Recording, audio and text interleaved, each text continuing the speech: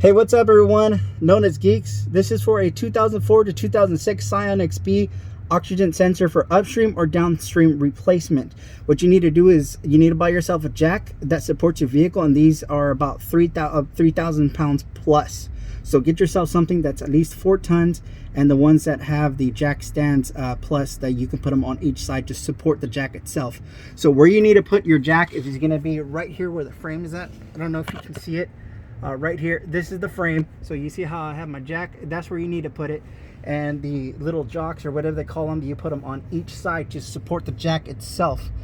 You want to, once you put those little jack stands on each side, after you just put them on, kind of give yourself a little bit of room with the jack itself. So kind of give yourself enough room to go under the vehicle. So you kind of measure your thickness of your body and how you are, because I'm actually tight. I should have hired the jack a little bit. It's very tight. I can feel some of the hot parts of the vehicle on my stomach.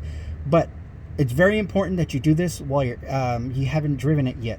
So if you have driven it for at least, say, a good 30 minutes, it's the pipe, the exhaust, the whole piping, I can't remember what it's called, but it's gonna be hot and it can burn you. If you don't listen to what I'm telling you, and you're gonna do it while you just drove the car like 15 minutes ago, you could get burned, and I have no responsibility of you getting burned, period. And I have no responsibility of you not doing what I told you about the jack's safety.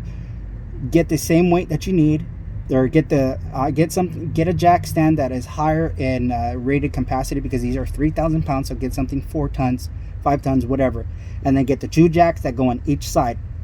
Okay, so this is going to be your upstream oxygen sensor, correct? Yes, because it's the first one.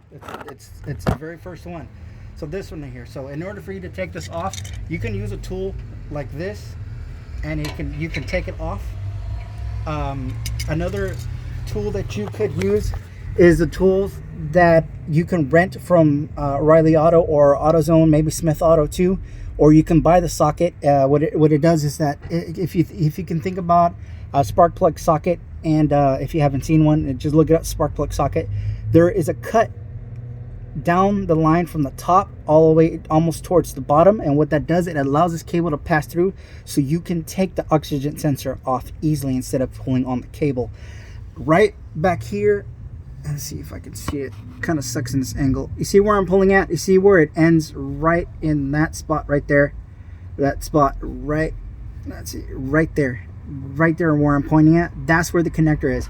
So that connector is going to have a little tab you can push down on. So your index finger is going to go back of the oxygen sensor where the connector is at, so you're going to feel for it, push down onto it, and then with your other hand, if you can, pull on the cable, because your oxygen sensor is going to be bad, so don't worry about the cable.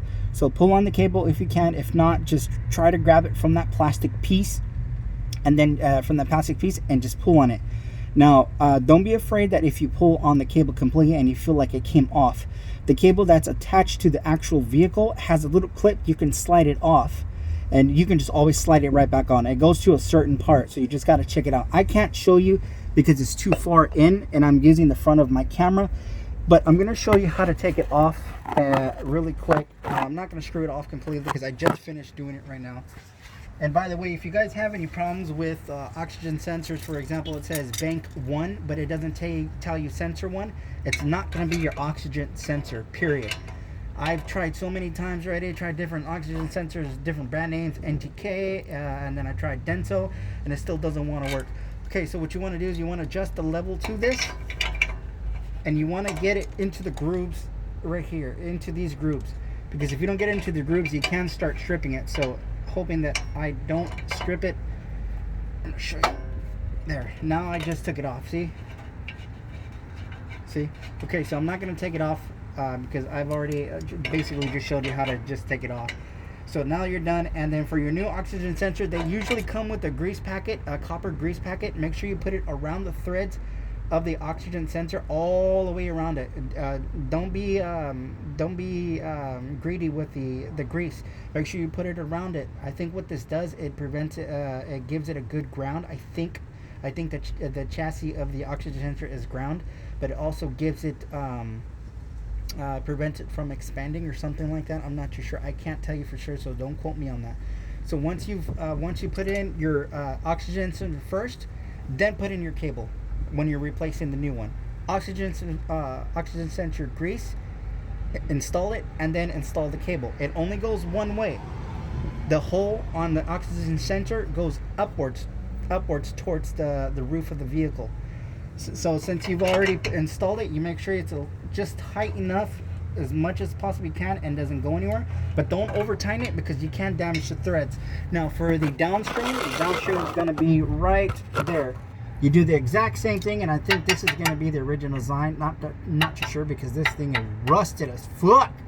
But anyways, you do the same thing with the connector itself. The connector is right down that way. And again, if you have code P0172, that's not going to be your oxygen sensor.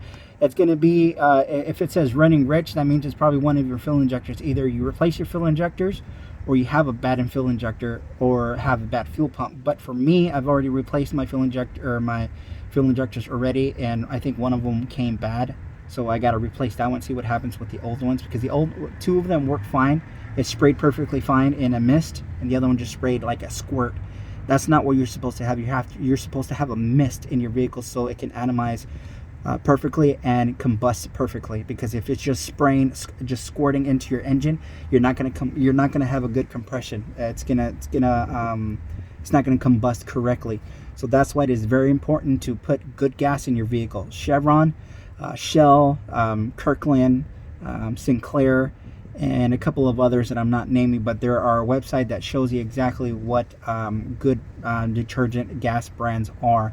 Make sure you go to those. Even though if you have a gas station that's down the street from you that is really cheap, there's a reason why it's cheap. I understand it's, for your wallet, but don't forget, in the long run, if you're putting cheap gas into your car, you can damage your vehicle, and it can cost you hundreds to thousands of dollars.